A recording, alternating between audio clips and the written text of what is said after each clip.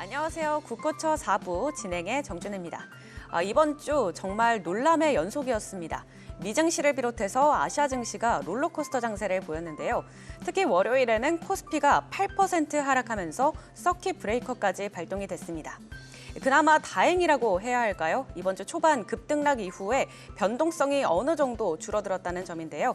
이런 상황 속에서 우리는 어떤 투자 전략을 세워야 할지 송관종 파트너와 함께 알아보도록 하겠습니다. 파트너님 안녕하세요. 네, 반갑습니다. 송관종입니다. 네, 이번 주 월요일 정말 모두가 깜짝 놀랐을 것 같습니다. 월요일에 폭락을 했다가 그래도 조금씩 회복을 하고 있는 모습인데요. 이번 주 시장 상황 어떻게 보셨나요? 그야말로 드라마틱한 그런 장세가 펼쳐졌습니다. 자, 그럼에도 불구하고 시장은 바닥을 다지고 이제 올라서는 그런 모습이 나오고 있어요. 그래서 일단 대폭락은 끝났다. 다만 이제 중동의 지정학적 리스크나 또 엔캐리 트레이드 자금의 추가 청산 문제, 또 대선 레이스에 따른 불확실성 이런 부분이 시장을 좀 누르고는 있습니다. 그래서 당분간은 이제 경기 지표를 잘 시장이 볼 거예요. 그래서 경기가 둔화되는 거 아닌가, 침체되는 거 아닌가 이런 부분을 확인하겠지만 앞으로는 그래도 좀 더 좋은 모습이 나올 걸로 예상이 됩니다. 그래서 지금도 좋은 수익률을 또 추구하는 그런 분들도 있단 말이에요. 그러니까 시장 폭락에 주눅들지 마시고 또 우리의 갈 길을 가면 되는 거니까 다음 주 좋은 전략을 지금 말씀드리도록 하겠습니다. 네, 알겠습니다. 네, 국고처 4부는 시청자 여러분과 함께 만들어가는 방송입니다. 저희와 함께 하실 수 있는 방법 김나일 캐스터가 전해드립니다. 주식의 최고점을 내다본다. 송관종 파트너와 함께하는 국민주식 고충처리반. 어려웠던 이번 주 시장 속에서 투자에 고민이 생기신 분들 혹은 다음 주 시장 어떻게 대비하면 좋을지 투자 전략이 필요하신 분들 계실 것 같습니다. 전화 상담은 일반 통화료가 부과되는 0266-0225번으로 문자 상담은 100원의 정보 이용료가 부과되는 샵 8181번으로 받고 있습니다. 갖고 계신 종목명과 매수 단가, 보유 비중까지 보내주시면 송관종 파트너가 맞춤형 투자 전략을 모색해드리겠습니다. 그리고 송관종 파트너가 방송에서 못다한 이야기는 공개 방송에서 이어집니다. 한국경제TV 홈페이지로 들어오시면 참여 가능하니까요. 참여하셔서 투자 유익한 정보들 가득 받아가시기 바랍니다. 그럼 송관종 파트너와 함께하는 국고처 계속해서 만나보시죠.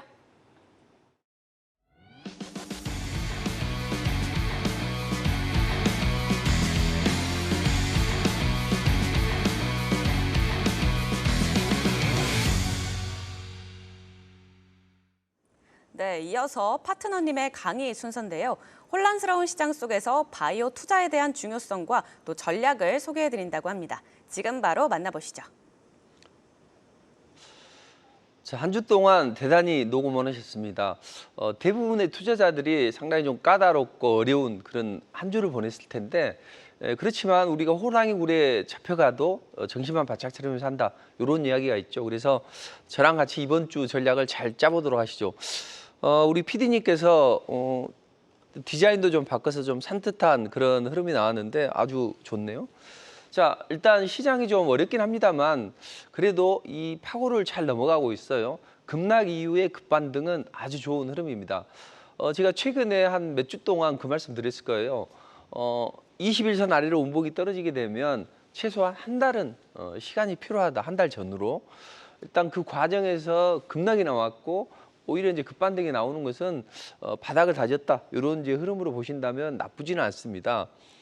그래서 지난번에도 말씀드렸지만 이제 나스닥 차트인데 급락이 나오고 나서부터는 한 달이나 한 달 반 정도 이제 기간 조정이 필요하다. 이제 이렇게 보시면 돼요. 이 차트 모양은 약간 다를 거예요. 어제 밤늦게 이제 캡처를 한 것이라. 다만 이제 이번에 반등이 나왔는데 좀 제한적으로 반등이 나왔습니다. 엔비디아도 장 초반에는 또 TSMC가 출혈 매출이 좋다 이런 것 때문에 좀 반등이 한 1%까지 나왔는데 이어가지를 못했어요. 다만 이제 빅테크 관련주들은 소폭씩 올라가긴 했지만 좀 제한적인 흐름이 나왔다. 그래서 급반등 이후에 약간 숨고르기 양상이 전개되고 있습니다. 자, 그렇다면 앞으로 시장은 이제 어떻게 전개될까요? 가장 중요한 건 이제 엔캐리 트레이드 자금이 많이 청산이 됐다. 그래서 한 5, 60%는 청산이 됐다. 이제 이런 이야기를 하고 있는데 그거 플러스 또 대선 레이스에 대한 불안감, 또 중동의 지정학적 리스크 이런 게 이제 산재에 있단 말이에요. 그래서 아직 갈 길은 멀긴 합니다. 그렇지만 어떤 엔캐리 트레이드 자금의 급락은 제한됐다. 그리고 이제 최근에 이걸 촉발했던 게 어떤 경기 불안이 이었잖아요. 그래서 경기 불안 문제가 다음 주에 이제 이렇게 뭐 CPI나 PPI, 소매 판매 산업 생산 이런 여러 그 이벤트가 질비하다는 이야기죠. 요거에 따라서 또 주간 실업수당 청구 건수 이런 거에 따라서 과연 미국 경기가 침체되어 있나 그렇지 않나를 투자자들은 파악을 하려고 하겠죠. 그러면서 이제 작은 등락이 있을 거예요. 그러니까 위험 수위는 벗어났다. 그리고 이제 방향성을 탐색하면서 다음 방향을 어떻게 정할 것인가 고민에 휩싸이겠죠. 그렇지만 저는 이걸 한 달 반 이내에 끝나야 된다. 그래서 7말 8초 이내에는 이 조정이 마무리가 돼야 한다. 이런 식으로 전개돼야 됩니다. 이렇게 21선 아래로 빠지면 투자 심리가 위축이 되고 지지 라인 획보하고 21선 안착해서 그 다음에 반등이 나오죠. 지금도 마찬가지라는 이야기죠. 지난번에 이제 120선에서 지지가 됐었잖아요. 이번에는 241선에서 지지가 되고 그다음 20선에 안착을 해야 돼요. 그 과정에서 5일선, 11선 안착하고 반등이 나오고 20선 안착하고 반등이 나오고 이렇게 되면 7말 8초에 전개될 걸로 보여집니다. 자, 그렇다면 앞으로 이제 시장은 어떻게 흘러갈 것인지 좀 이유를 좀 파악해 볼 필요가 있어요. 이번 주에 급락이 나왔잖아요. 근데 이번 주 급락의 방향성을 파악을 하고 앞으로의 전략을 짜는 게 더 좋다. 그렇다면 이번 주 월요일 날 왜 이렇게 미국 시장이 급락이 나왔어요? 지난주에 고용지표 나왔는데 이제 샤메 법칙이 적용이 된다. 이런 소식 때문에 아시아 증시가 급락이 나왔단 말이에요. 그러니까 저건 뭐지? 오히려 이제 꼬리가 몸통을 흔드는 그런 결과가 되겠죠. 그래서 아시아 증시는 잘 버티다가 3회 법칙이 나왔다. 야, 그럼 이제는 글로벌 경기 침체에 빠지는 거 아니냐. 이런 우려감 때문에 급락이 나왔고 오히려 꼬리가 몸통을 흔드는 웹도덕 현상이 발생한 거죠. 그래서 이때 급락이 나왔다는 거죠. 자, 그렇지만 미국 시장은 또 반등을 시도하는 그런 움직임이 나왔습니다. 왜냐하면 고용 지표 때문에 경기 침체 우려감이 제기가 됐었지만 이런 패닉셀은 너무 과도한 거 아니냐. 그래서 일단 싸졌으니까 저가 매수에 나서보자. 이렇게 해서 저가 매수가 들어오는 그런 모양새가 나왔습니다. 그렇지만 이때 이제 수요일 날 다시 한번 눌림목을 줬었죠. 그때는 이제 호재가 있었단 말이에요. 그 일본은행이 자, 그럼 엔캐리 트레이드 자금 때문에 글로벌 증시가 몸살을 앓으니 그럼 우리 금리 인상 안 할게. 이렇게 이야기를 했는데 그 국채 입찰이 생각보다는 부진했단 말이에요. 그래서 기술주들의 어떤 매도 압박을 했죠. 그리고 나서 이제 목요일 날, 금요일 날 이렇게 만들었는데 금요일 날은 뭐 특별한 이슈는 없지만 목요일 날은 일단 주간 실업수당 청구 건수 요것 때문에 그러잖아요. 결국은 실업수당 청구 건수도 많아졌고 또 실업률도 많이 증가를 하면서 3회 법칙이 발동이 됐다. 그렇다면 이제 이 부분이 소폭 완화됐기 때문에 시장은 야, 그럼 경기 침체로 빠지는 건 아닌 것 같네. 이런 이제 우려감이 완화된 거죠. 그러면서 급반등이 나온 거죠. 그렇지만 이제 어제는 특별한 거 없이 그냥 지수만 양호하게 적절하게 컨트롤이 된 그런 상황입니다.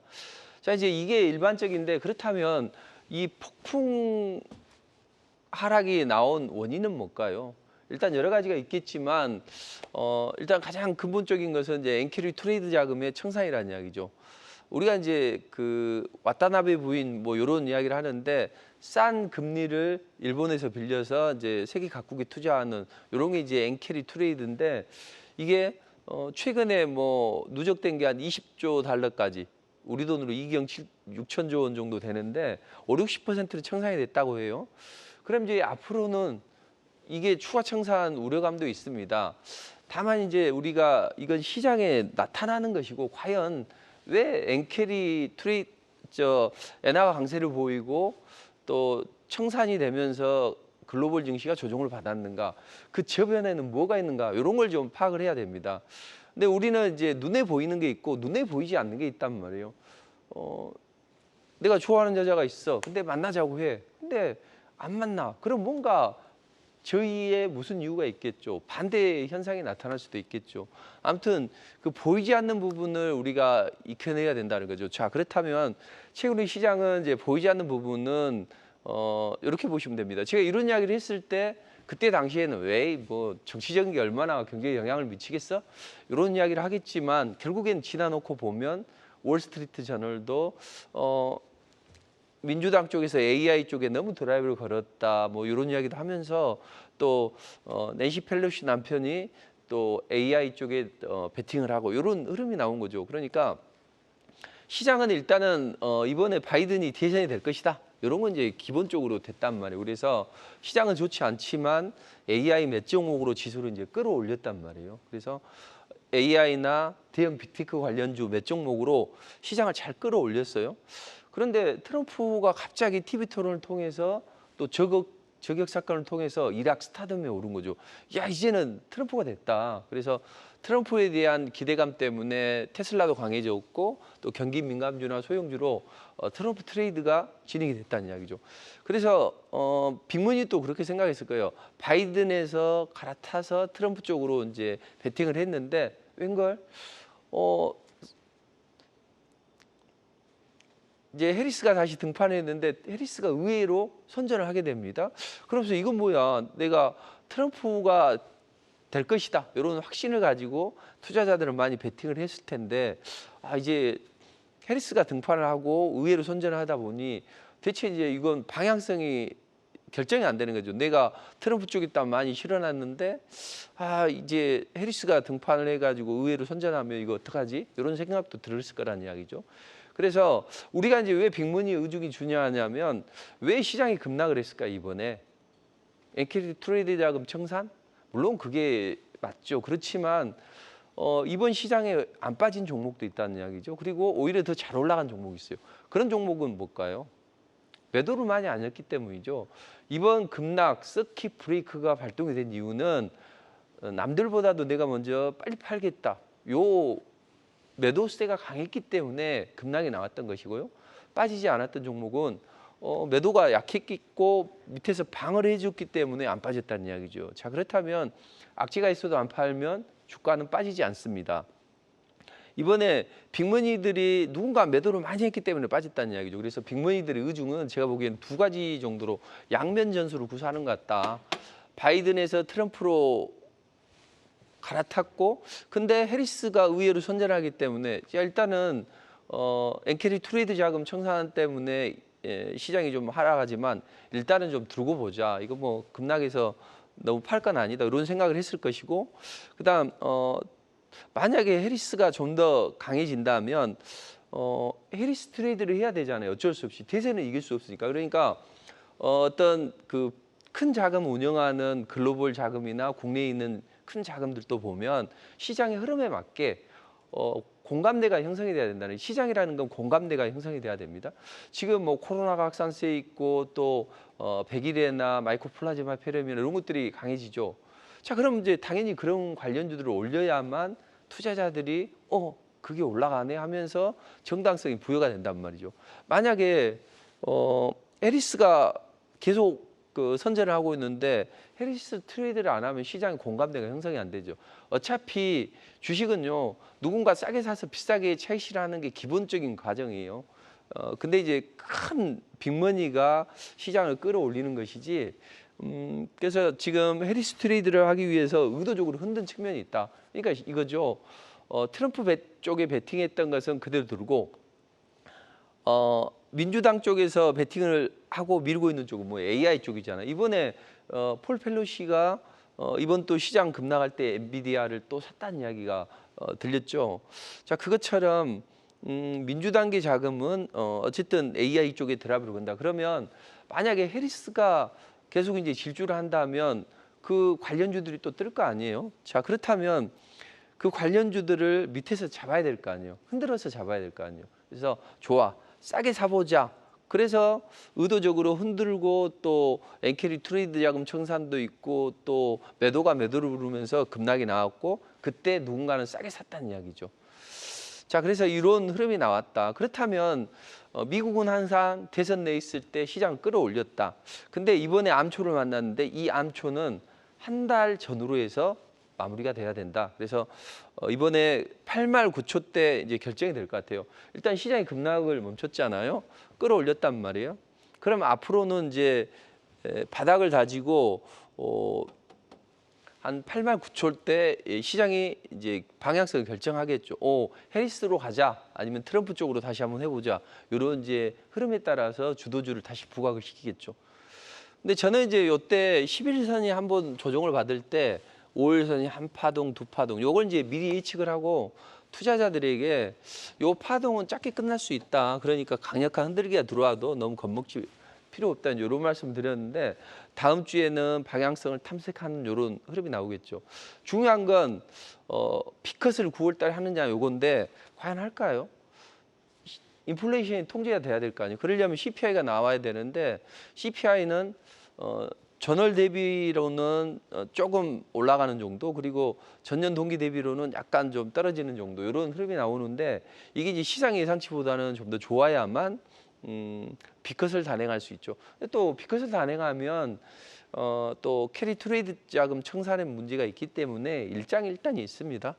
다만 걱정할 그 급락은 일단은 멈췄고, 당분간은 특별한 일 아니면 기간 조정을 받으면서 방향성을 탐색하는 그런 흐름 될 것이다. 그래서 다음 주에는 또 급반등을 향한 교두보만 확보하면 된다. 이렇게 보시면 되겠습니다.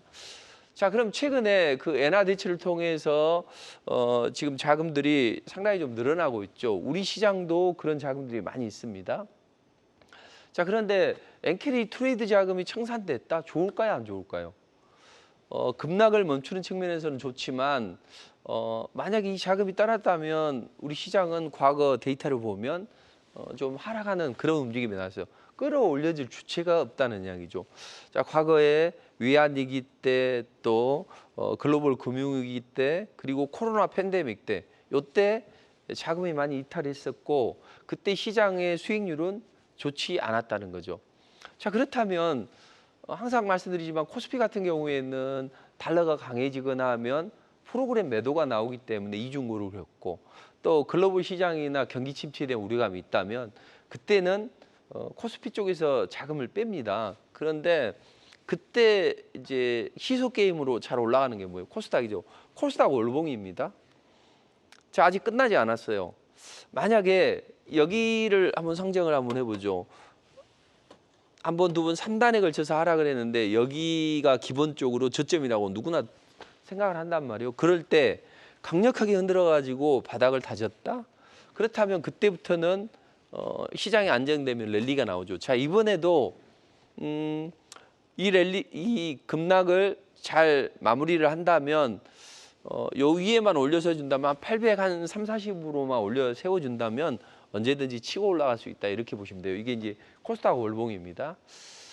자, 그래서 우리는 최근에 이 엔캐리 트레이드 자금 때문에 몸살을 앓고 있는데, 일단 그 연준이 금리 인하하게 되면 청산이 자극될 수 있어요. 그러나 이제 크게는 자극이 안 되니까 걱정할 필요는 없을 것 같아요. 그 연말까지는 금리 인상을 제한적으로 하겠다는 이런 입장을 보였기 때문에, 그럼 우리는 이제 어떤 전략을 가지고 대응해야 될까요?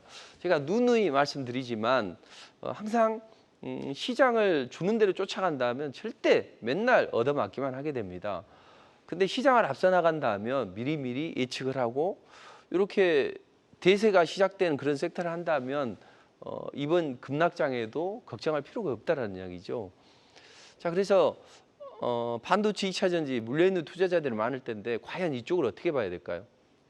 자, 가장 극명하게 보시면 미국이 급반등이 나왔을 때, 또 반도체 관련주들이 급반등이 나왔을 때 반도체 관련 잘 올라갔습니까? 잘 안 올라갔죠.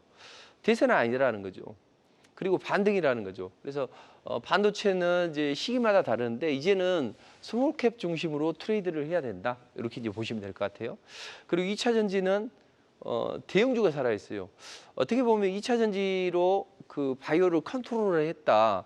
그래서 전해들은 7월 1일부터 바이오에 베팅을 했고 2차 전지 대형주로 지수를 핸들링을 했다, 코스닥을. 근데 그 뭐랄까요, 황소개구처럼 그 시장을 교란시켰다는 이야기죠. 미국에 뭐 테슬라가 올라가면 2차 전지가 올라간다든지 이런 모습을 보여야 되는데, 오히려 시장이 예측하는 부분을 자꾸 반대로 가는 것은, 그건 아마 이걸로 시장을 교란시켜 놓고 바이오를 마지막에 받아서 끌어올리기 위한 그 방편이라고 제가 말씀드렸죠. 근데 아니나 다를까 이번 시장 급락할 때 그런 현상이 발생을 했던 거죠. 그동안 잘 지탱을 해주던 2차 전지가 급락을 해서 지수가 끌어내려졌고 그때 바이오도 끌어내렸지만 그 이후로 바이오가 그 다음 날부터 폭발적인 급반등이 나온 거죠. 자, 이걸 보면 바이오주들이 좋다. 근데 대신 2차 전지 관련주들은 어떻게 하느냐? 일단 전기차 화재 관련해서 12일에 대책회의를 통해서 뭔가 대책을 이제 다음 달에 내놓는단 말이에요. 차라리 이런 좀 사이즈가 적은 전기차 폭발 화재 수혜주 이런 종목을 봐야 된다. 한중 CNS나 저는 이제 파라텍을 무료 공개 방송에도 말씀드리고 저도 리포팅을 한번 해드렸는데 이런 그 좀 사이즈가 적은 것들이 좋다. 자, 그럼 우리는 어느 쪽으로 베팅을 가야 되냐? 물려도 바이오에 가야 된다. 왜? 지금 물려있는 투자자들이 많을 거예요. 그런 종목들을 끝까지 들고 가면 과연 급반등이 나올 수 있을까요? 제한적인 반등이 나올 겁니다. 근데 이제 꼴랑 올라갔다가 빠지면 그때는 더 멘탈이 붕괴된단 말이에요. 그러니까 일단 시장이 내가 잘 파악을 해서 반등하면 비중을 좀 조절하고 또 바이오 쪽으로 드라이브를 거는 게 맞다. 왜? 금리 인하 소외 주잖아요. 금리 인하가 되면 이자 부담이 줄어들게 되고 자, 이런 자금을 가지고 임상을 하거나 이런 흐름이 나오겠죠. 또 R&D에 투자하거나 그리고 시기적으로 코로나가 지약산세에 있고 여름 휴가철 또 올림픽 진행하면서 확산이 더 강해지겠죠. 그리고 가을이 되면 또 이런 코로나 확산세가 더 거칠어질 걸로 보여집니다. 그리고 이제 정당성을 부여하는 게 삼성바이오로직스나 셀트리온이나 이런 기업들이 실적도 좋고 또 해외 매출 성장이 가속화된단 말이에요. 그래서 대형주로 올라가고 대형주가 올라가면 낙수 효과로 또 다른 중소형주들이 올라가고 그리고 지난번에 그 생물보안법이 그 통과가 안 됐는데 이번에는 대중국 압박 전략을 통해서 생물보안법이 통과가 되거나 기대감이 좋아진다. 그럼 제가 계속해서 이제 바이오가 대세다, 바이오가 결국 바이오를 투자했다면 어떻게든 수익이 났겠죠. 근데 반도체나 2차 전지 쪽에 잘못 들어갔다면 어렵겠죠. 그리고 바이오도요 한참 올라간 다음에 바이오를 투자했다면 쉽지는 않았겠죠. 근데 바이오를 저점에서 잡고 또는 들어간다 하더라도 시기에 맞게 어떤 이번에는 그 비만 치료제가 올라간다? 그럼 그쪽에 집중을 하고 또 이번에 코로나 관련주들이 올라간다 그러면 그쪽에 집중을 했다면 재미있는 매매가 됐을 거라는 얘기죠. 저는 이제 플랫폼 관련주들이 올라간다 해서 알테오젠이나 뭐 리가켄 바이오 이런 것들 말씀드리면서 비만 치료제다. 그래서 비만 치료제 관련주들이 잘 올라갔단 말이에요. 근데 이제 일라이릴리도 어제 금요일 날 올라갔고 또 이 최근에 이제 노보노디스크 뭐 10월 달에 국내에서 시판한다 이런 기대감 때문에 관련주들이 올라갔어요. 근데 저는 항상 바닥에서 하자 바이오도 중간에 올라가는 거 잘라하지 말고 바닥에서 해야죠. 그래서 저는 TV를 통해서 또 저도 리포팅을 통해서 펩트론을 제시해드렸고 이런 여러 가지 이제 그 관련주들을 말씀드렸단 말이에요. 바닥권이기 때문에 잘 올라갔어요. 그리고 나서 제가 한 2, 3주 전에 이제 마이크로 바이옴 해드렸단 말이에요. 마이크로 바이옴 관련주들이 그동안에는 그 효과가 많이 못 나타나는데 그 임상 후기 진행하는 것들이 많다. 그래서 이런 기업들을 이제 말씀드렸고 그 다음 주에 바로 막 강한 흐름이 나왔습니다. 이제 추세적인 상승보다는 단기적으로 올라갔죠. 그다음에 이제 알츠하이머 학회 해가지고 제약주들을 봐라 중소형주 이런 것들도 강한 움직임이 나왔죠. 그리고 이제 최근에 그 해리스 쪽은 낙태 관련주 지난주에도 좀 말씀드렸었는데 이제 무료 공개 방송을 통해서 제가 종목을 좀 찍어드립니다.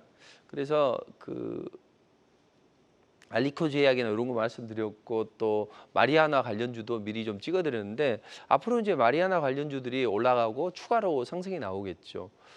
자, 그래서 최근에 바이오주들은 시장의 흐름에 맞게 순환매가 나온다는 거죠. 그러니까 바이오라고 해서 올라가 있는 종목을 쫓아가지 말고 바닥권에서 이슈가 재료를 먹은 걸 가란 말이죠. 자, 코로나 확산세에 있습니다. 또 100일 동안 기침하는 100일에도 증가일로에 있어요. 기침하냐 하면 그 폐에 염증이 생기겠죠. 그래서 마이코플라즈마 폐렴 환자도 늘어나고 자, 그 올림픽을 통해서 교류가 많이 됐다는 이야기죠. 그래서 확산이 더 진행이 될 것이고, 그다음 이제 여름철에 휴가들 많이 가잖아요. 그래서 휴가 때 많이 또 전염이 될 수 있다. 그렇다면 이런 유행 관련주들을 보자. 그래서 제가 뭐 이런 수젠텍이나 이런 진단 키트 관련주부터 시작을 해서 위중증 관련주까지 쭉 이제 말씀을 드렸죠. 이 종목들이 이번 주에도 강한 움직임이 나왔죠. 그리고 이제 엠폭스 관련주들이 또 상승을 했습니다. 근데 엠폭스나 또는 코로나 진단 키트나 뭐 같이 보는 종목들도 있죠. 그래서 이러한 종목들이 움직였었다 이렇게 보시고, 이런 종목들을 이제 저도 이번 주에 이런 종목들을 해서 엑세스 바이오나 코로나 또는 엠폭스 관련주를 엮이죠. 상한가 치고 그 다음날 급등이 나왔고, 요즘 상한가가 잘 발굴이 돼요. 녹십자 MNC도 상한가 치고 그 다음날 올라가서 또 차익 실현 문자를 보내드리고 이렇게 했는데, 다음 주에도 이게 진행이 될 걸로 보여져요. 그래서 제가 코로나 폐렴 또는 뭐 백일에 이런 것들로 인해서 진단키트 관련주를 보자고 2, 3주 전부터 계속 말씀드렸죠.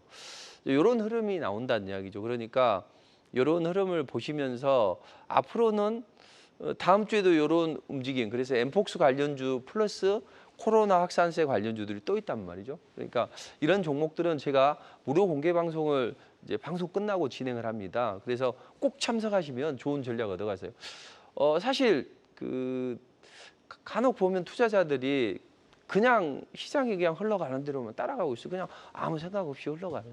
그게 아니라 주인의식을 갖고 시장이 급락하기 전에 좋은 섹터를 사놓고, 또 혹시 내가 안 좋다면 소 잃고 애양가를 고치더라도 다음번에는 소를 안 잃어야 될 거 아니에요. 그래서 저는 이제 그 TV만 통해서 보지 마시고 무료 공개 방송 오시면 좋은 종목들을 많이 찍어드립니다. 아, 이번 주에는 요 테마가 형성이 될 텐데 요거 공략하십시오 하면서 찍어드린단 말이에요. 그러니까 꼭 오십시오.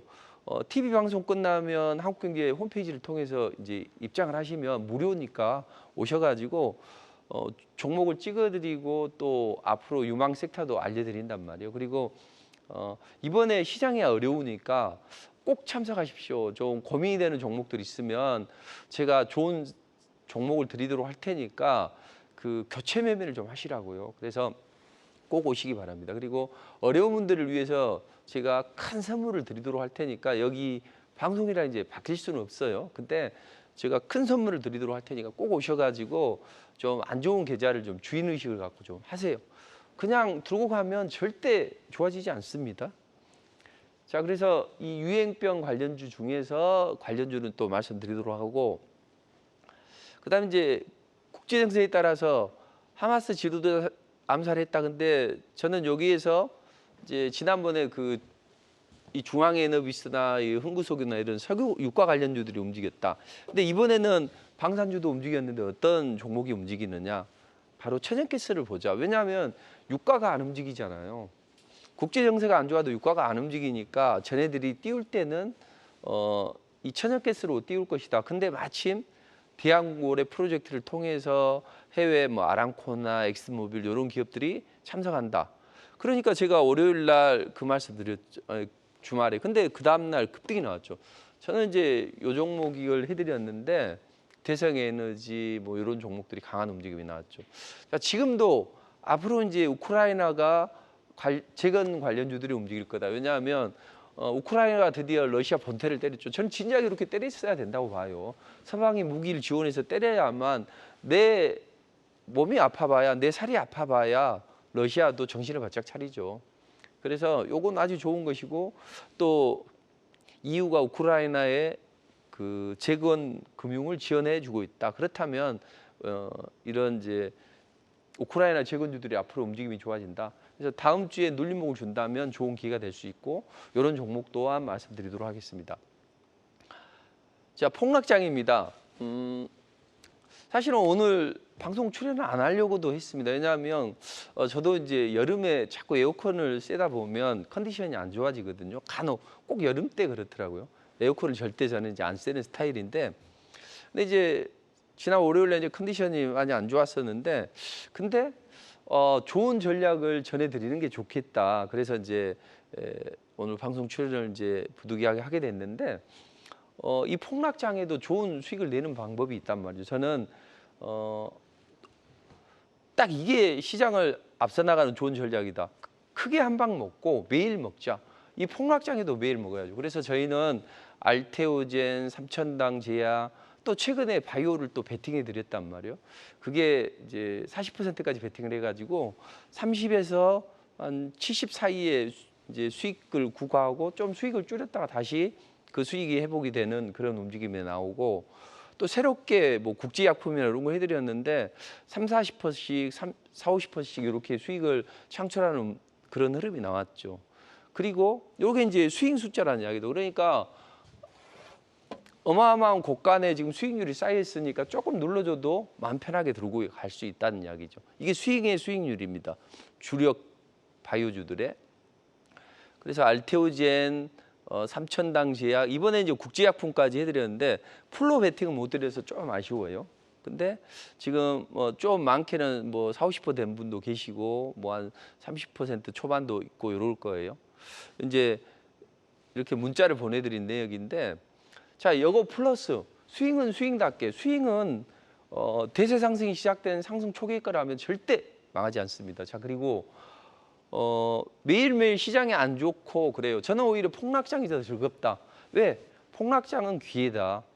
그러니까 존재 가치가 우리는 평상시 때는 몰라요. 근데 평상시 때도 좋고 폭락장에도 정말 잘할 수 있는 그런 매매를 해야만 돼야지 폭락장이라고 손실이 나고 그러면 되겠습니다. 그래서 아이러니하게도 그 폭락장이 오히려 즐거운 그런 흐름이다. 그게 뭐가 있냐? 리포트가 있다는 거죠. 시황, 테마 섹터, 그리고 종목에 대한 전략이 있어요. 스타일대로 하나만 하자, 하루에. 자, 오늘은 요걸 하자, 내일은 요걸 하자.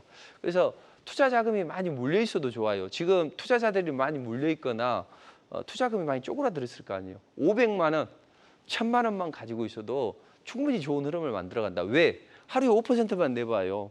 그러면 1000만 원이면 한 달에 1000만 원입니다. 스노볼 효과를 이용해야죠. 그래서 첫째 달, 둘째 달은 쓰지 말고 그대로 원금을 대출해요. 그러면 셋째 달부터는 한 4천만 원 정도 가지고 시작을 한다면 5%만 내봐요. 그럼 이제 이건 예입니다. 4천만 원을 가지고 5%만 내면 4천만 원의 수익이. 그럼 1000만 원 정도는 백도 사고 낚싯대도 사고 골프채도 사고 생활비 품위주의 하시라고요. 그리고 3천만 원 정도는 뭘 사냐? 알테오젠, 삼천당 제약 이런 스윙 베팅을 해서 끌고 가야 된다고요. 왜? 마지막에 스포트를 해서 마지막에 강력한 랠리가 나오니까 끝까지 들고 가는 자라만이 돈을 번다는 거죠. 네 번째 달에도 계속 이런 4천만 원 가지고 투자하면 또 수익금 나오면 일부 쓰고 일부는 스윙에 베팅하고 이런 식으로 하면 나중에 이쪽에 베팅했던 것들이 엄청나게 뭐 몇억 대 이렇게 되는 분들이 많이 계시더라고요. 그러니까 투자를 방향성을 잘 잡은다면 정말 주식은 폭락이 나와도 할 수 있다. 자, 이번 주에 그 8월 달 들어가지고 한 이제 매매 한 내역이 이제 리포트 종목인데, 시장이 안 좋을 때는 좀 두 종목을 수젠텍이나 이런 걸 합니다. 그러다가 시장이 급반등이 나온 날은 이제 기본 3개를 하는데 또 그게 너무 빨리 올라가 버릴 수 있으니까 못하는 분들을 위해서 제시해드리기도 해요. 근데 이런 게 이제 기본적으로 가장 좋죠. 뭐 급등 다 10% 이상은 올라가 주는 게 이게 이제 기본적인 건데, 또 이런 날처럼 뭐 한 다 올라가지고 그래서 한 지난 금요일 날은 별 재미는 없었어요. 근데 나머지 기간 보면 정말 시장 급락 대비해서 좋은 모습이 나왔죠.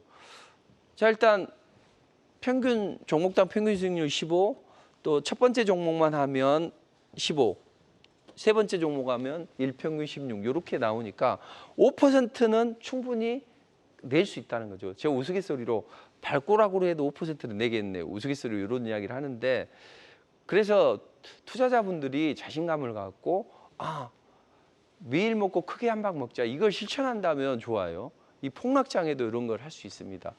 자, 그래서 상한가 종목이 3개나 발굴이 됐다는 이야기죠. 자, 지난 금요일 날 또 이런 걸 예측을 하고 수젠텍 해드려 가지고 일부 팔고 나머지는 이제 다음 주에도 안 올라가면 전량 차익 실현하면 되겠죠. 자, 매수는 아침에 바로 하면 됩니다. 그래서 당일날 상한가를 기록하고 이런 것들이 많이 나오죠. 이번 주 월요일 날 지난주에 방송 소개시켜드렸던 이 에너지 관련주들 아침에 매수해서 어떻게 매수하면 되느냐. 아침에 9시 7분 이내에 매수해요. 아침에 눌러줄 때 사요.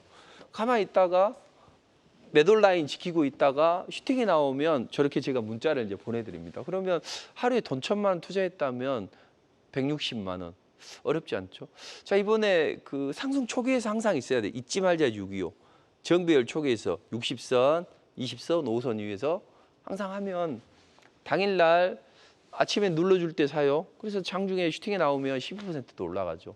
월요일 날 이런 모습을 보였고, 화요일 날은 이제 DGP나 이런 신재생 에너지 관련주들 뭐 올라가잖아요. 그래서 아침에 매수해요. 아침에 눌림목에서 이렇게 9시 3분, 6분, 7분 사.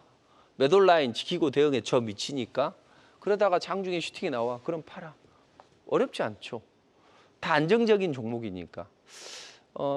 당일날 바로 안 가고 그 다음날 올라가는 경우도 있어요. 셀리드 같은 경우에 이제 상승 초기에 있고 코로나 확산세에 있으니까 상한가 나왔단 말이에요. 상한가 나오면 요건 이제 오롯이 한번 가져가 봐야죠. 그래서 상한가 입성했으니까 홀딩. 다음 주에 이제 추가 슈팅 나오면 그때 이제 팔아주면 또 40~50%가 되겠죠. 그리고 지금 이제 마리화나 관련주들이 움직인다 그러면 이제 우리 바이오를 해야죠. 근데 시장 급락할 때 요럴 때 빠졌기 때문에 요럴 때 사면 단기간에 급반등이 나온단 말이에요. 그래서 야, 이제 시장이 반등이 나올 때 등을 해야 되냐. 이렇게 눌러줄 때 사면 되죠. 아침에 눌러줄 때 사면 당일날도 뭐 10%, 20%는 기본으로 나오고 올라가면 이제 차익 실현하죠. 언제 차익 실현하느냐? 급등이 나오면 차익 실현하면 돼요. 지금 9시 10분 때 뭐 하나, 둘, 셋, 넷, 다섯 여기잖아요. 그럼 꼭지라는 이야기죠. 이렇게 바닥에서 단기도 올라가면 팔고, 그다음에 이제 정배열 초기에서 이런 걸 사면 요 날은 적당히 올라갔고 그 다음 날 급등이 나왔죠. 그래서 이런 것들이 급등이 나오면 고점에서 또 차익 실현 문자를 또 보내드리죠. 근데 저는 이거 상한가라면 기다려봤는데 안 나와서 여기에서라도 또 차익 실현하자 이렇게 이제 문자를 보내드리는데, 그리고 이제 그 항상 그 많이 빠졌던 장기 평선에 빠졌던 종목들, 이런 종목들이 급반등이 나온단 말이에요. 그래서 이런 것은 페트론도 이번 주에 해드려가지고 아침에 9시 7분 이내에 사서 올라가면 팔아주고, 그다음 이제 반도체가 움직인다. 반도체를 해야죠. 그래서 삼성이 HBM 납품한다 그러면 당연히 워트나 이런 걸 해야죠. 잠깐 1, 2분만 더 할게 죄송합니다. 그래서 아침에 눌림목에서 사서 워트 같은 것들 급등 나오면 좀 차익 실현하고 이렇게 반도체든 바이오든 가리지 않고 해야죠. 그래서 YC도 이번 주에 해드려가지고 한 13% 이제 올라갔고, 그다음에 이제 주후반으로 가면서 그 엠폭스나 또 진단키트 관련주들 올라가죠. 자, 상한가를 치면 홀딩해야죠. 그리고 그 다음 날에는 무조건 던져주면 뭐 40~50%는 금방 나옵니다. 그래서 주후반에 뭐 엑세스 바이오 상한가 치고 그 다음 날 아침에 올라가서 이제 차익 실현하자 요 문자를 좀 보내드렸고, 카페24도 실적이 좋아져서 많이는 못 올라갔습니다만 이런 거 눌러주고 아침에 팔아주면 뭐 한 9% 이렇게 나오죠. 그래서 우리 바이오도 다시 한번 해드렸고, 녹십자 MS는 상한가 치고 그 다음날 상한가 못 가니까 아침에 팔아주고, 상한가 유지할 때는 홀딩, 그 다음날 아침에 무조건 때려줘야죠. 10% 올라가면. 자, 이런 식으로 하면 정말 어려운 시장에서도 재밌는 매매를 할 수 있습니다. 그래서 지금부터 잘하면 됩니다. 무료 공개 방송에 참여하시면 좋은 종목 제시해 드릴 테니까 꼭 오시고 힘내시고 제가 도와드릴 테니까 좀 빨리 좀 계좌를 좀 만회할 수 있는 그런 흐름을 한번 가져가 보도록 하시죠.